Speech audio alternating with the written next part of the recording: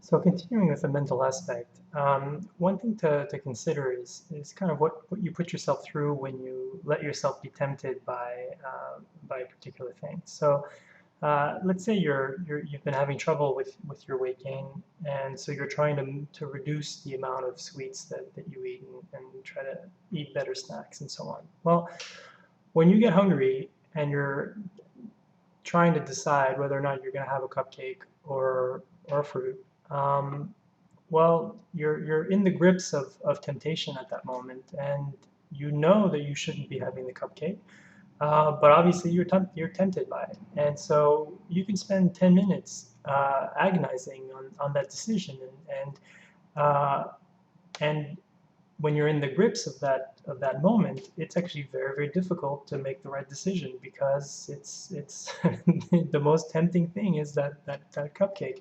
So so is it worth it to put yourself through that every time? And just how costly is it? Because it is very difficult to uh, to have the strength of will to make the right decision over and over and over again. So, um, in, in, in my opinion, and this has worked well for me in a number of ways, uh, you can stop yourself from even examining something, and you can avoid that whole 10 minutes of agonizing, should I, shouldn't I, should I, shouldn't I, by just stopping yourself from the very beginning and saying, don't even think about it. If you uh, exclude something entirely and you don't allow yourself to revisit it, then you put yourself in a much better position to make better choices. So looking at this some more, absolute exclusions, they don't work for things that that can't be entirely excluded. So, for example, procrastination is something I've had a lot of issues with in my life, and this trick wasn't very helpful in combating it because you can't think to yourself to never take a break because you do need to take breaks, obviously, and similarly, you can't. It's not. Uh, um, this trick won't really help make you avoid food, and that's not really where you should be bringing it because if you avoid eating, you say to yourself, don't eat now, don't even think about it, you will probably be better able to not eat for a while, but you're then going to have a bigger low and you're going to binge more once you finally break down. So, but where it really does work very, very well for me when I quit smoking, when I was finally successful at breaking that addiction, it was in part because I didn't let myself re-examine my decision to quit. Every time I had a nick fit, I said to myself, "Don't think about it. It's not an option. You're not going to have a cigarette. You've decided." So similarly, you know, in food, if you want to make this work, you have to still have something that you can eat, and this is where it works very, very well if you've decided to cut out junk food from your snacks, then it's a categorical thing where you're not even in contemplating the junk food, but you have something else. So you're not allowed to have a cupcake. It's not, it's a categorical thing, but you're allowed to have a fruit or, some other kind of slow sugar. And and as long as you have that replacement, that alternative, so that you're not making yourself get too low in sugar and bringing yourself to a binge point, then it can work really, really quite well. And it also works if you add rules. So, a life with no dessert ever is not very happy. I think it's a kind of a shame to give up on all of that. So add some rules where dessert is only at the end of the meal.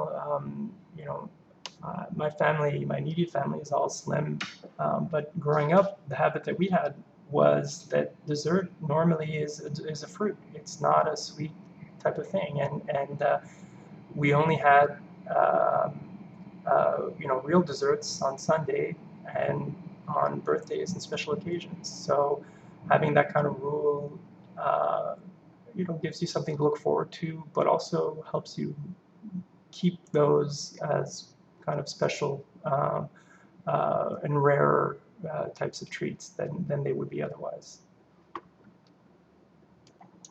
one thing that you definitely need to do if you want to make things easy for yourself is to make sure that food is not too easily accessible, and that it always requires some preparation. So the thinking behind this is that we often eat for the wrong reasons. We eat at the slightest pang of hunger, we eat because we're avoiding work, and also if you're considering having snacks between meals, then there's the question of when you should have that snack. Should I eat it now? Should I eat it now? Etc.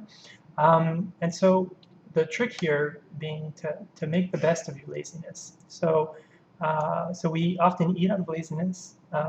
Well, if it takes work to prepare the food, then there's going to be laziness involved there too, where you may be a little bit hungry, but you're not in the mood to walk away from the kitchen, from the TV, and to dirty all the dishes that are needed to prepare your sandwich or whatever.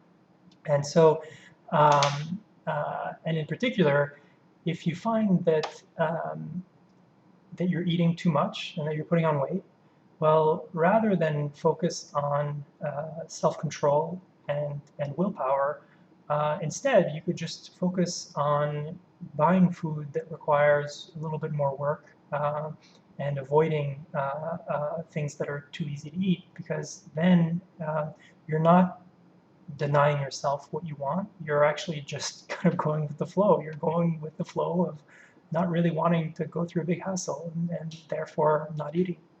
So in general, make sure that all food requires some preparation. And if you're making yourself a sandwich, then make yourself one sandwich. Make yourself what you need for your meal or for your snack, but not more. And instead of, say, making a bunch of sandwiches and putting them in the fridge. And at the absolute minimum, if you say, let's say you're having chips or cookies or whatever, well, take the portion that you plan to eat with you to your desk or to the TV, so that at the very least, when you're hungry again, or when you reach the end of that serving, you have to get up and go get more, because if you bring the whole bag, at least in my case, it's pretty much guaranteed that I'm going to eat the whole thing, and that I'll be eating it in a very short time.